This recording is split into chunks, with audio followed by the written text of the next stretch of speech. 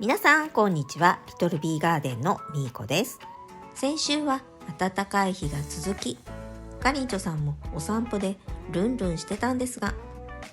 今日は気温が10度まで上がらず、風も冷たく、私は着ていたジャケットの前を首まで締めていました。ハウスの中ではネックレス系やこのパープルヘイズもよく成長してくれています。ルビネもだいぶ長くなりましたね。小さいつぶつぶは脱脂フィルム、そしてこの三日月ネックレス、長く伸びすぎて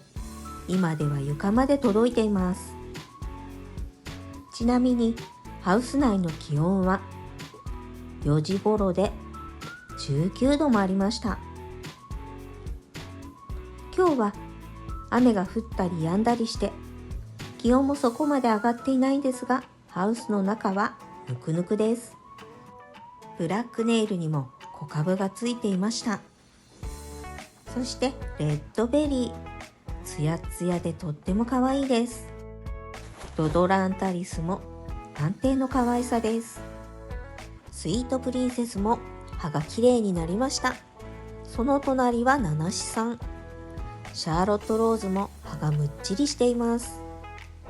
こうしてビニールハウス内の多肉を見ていくと、やはり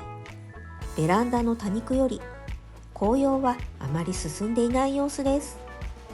それでも夏の真緑より少し薄い緑になった感じがします。もともと葉が赤かったのはこのレッドナイト。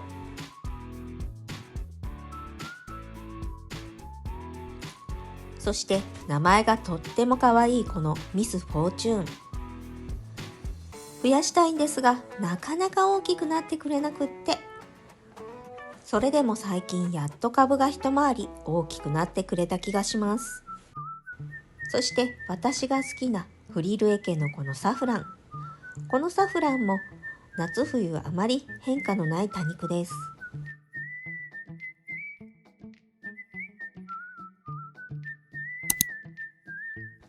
この大きな株のカルデレンセブラックを多頭にしたくて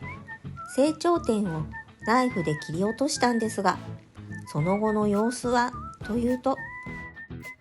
まだあまり変化がなく、新芽が出てくるのを今か今かと待っているところです。同じ日に胴切りしたハロウィンもまだどちらも変化はありませんでした。もいだ葉は少し変色していて、多分これ葉ざしはちょっと失敗かも。胴切りした親株の茎を見てみてもまだ変化はありませんが、茎は硬くしっかりしているので、こちらもこのまま様子を見ます。実はこの黒胞子も同じ日に成長点をナイフで切り落としていたんですが、なんと早くも芽は出てきたものの、多頭にするつもりが1頭しか出ず、結局何のためにカットしたのかわからない状態になっています。ちなみにこの1本だけは自然に多頭になってくれたんですけどね。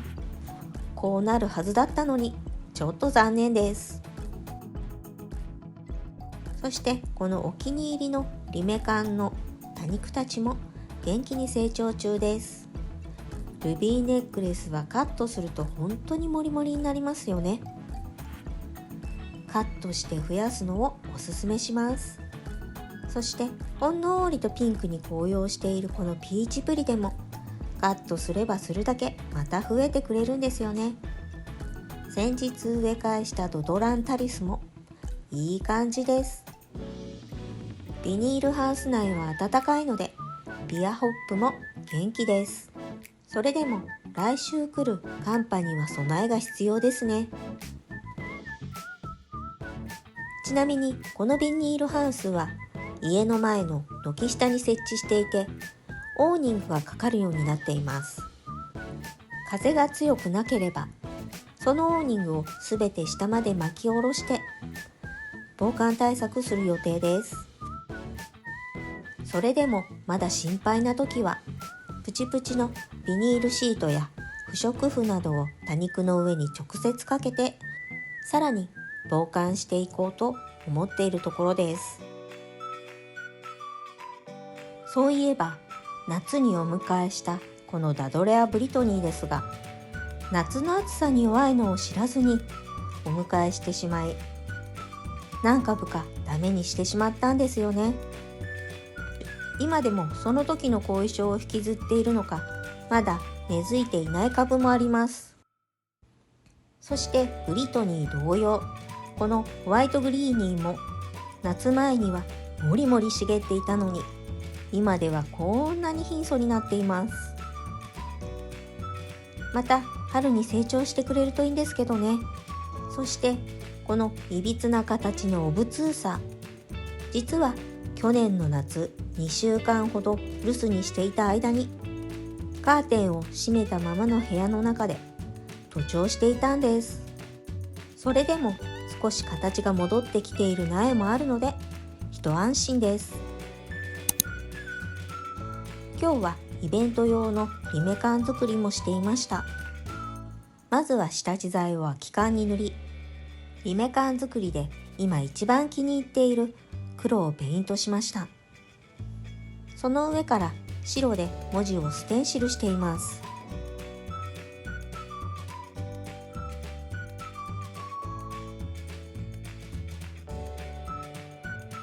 シートを剥がすと、これでもう何を作っているかバレちゃいましたね。はい、そうです。これリメ缶のゴミ箱です。実はいつも使っていたゴミ箱は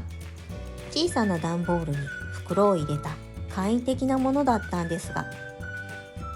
ちょうどこのミルク缶があったのでゴミ箱を作ってみることにしたんです。ついでにイベント用の缶もリメイクです。なかなかゴミ箱って書いたゴミ箱もないと思うんですがここはオジカのステンシルでごまかしておこうかな。最近お気に入りでよく使用しているこのオジカのステンシルシートですが、実はリメイク会に使っているステンシルシートはすべて手作りしたものになります。まだ枚数は少ないんですが、少しずつ増やしていきたいと思っています。次はこの小さな空き缶にステンシルしていきます。自分で言うのもなんですが、なかなか使い勝手のいいステンシルシートです。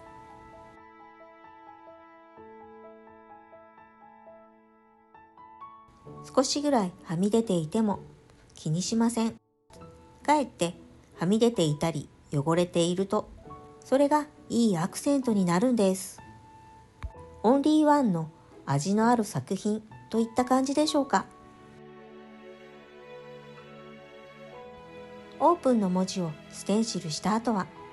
その両脇に今度は乙女心のステンシルをしていきます。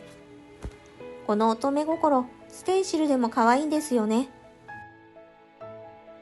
今回はステンシル用の筆は使わず、スポンジを使ってステンシルしています。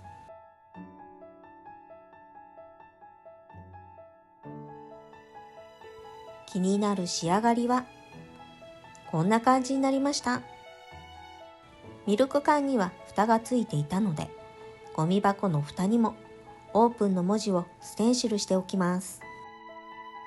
このステンシルですが、ステンシルシートの上からスポンジなどを使い、ステンシルシートの上からトントントントンペイントしていくだけ。スポンジを使いトントンしているときはあまり楽しくはないんですけどね。仕上がり具合を見る最後にステンシルシートを剥がす瞬間がドキドキで、そのドキドキ感癖になっちゃうんですよね。仕上げにアンティーク剤を塗っておこうと思ったんですが、ちょっと見当たらなかったので、代わりにこの茶色を使っていきます。茶色はスポンジにほんの少しだけ取り、缶の縁からアンティーク加工していきます。はい、ということで今日の動画は、前半は庭多肉の様子と多頭にしたくて成長点をナイフでカットしたあえおのその後を見ていきました。そして最後はイベント用のリメカン作りをしていきました。いかがだったでしょうか。この動画が良かったなって思っていただけたら、高評価とチャンネル登録をよろしくお願いします。今日も最後までご視聴ありがとうございました。それでは次の動画でお会いしましょう。またね。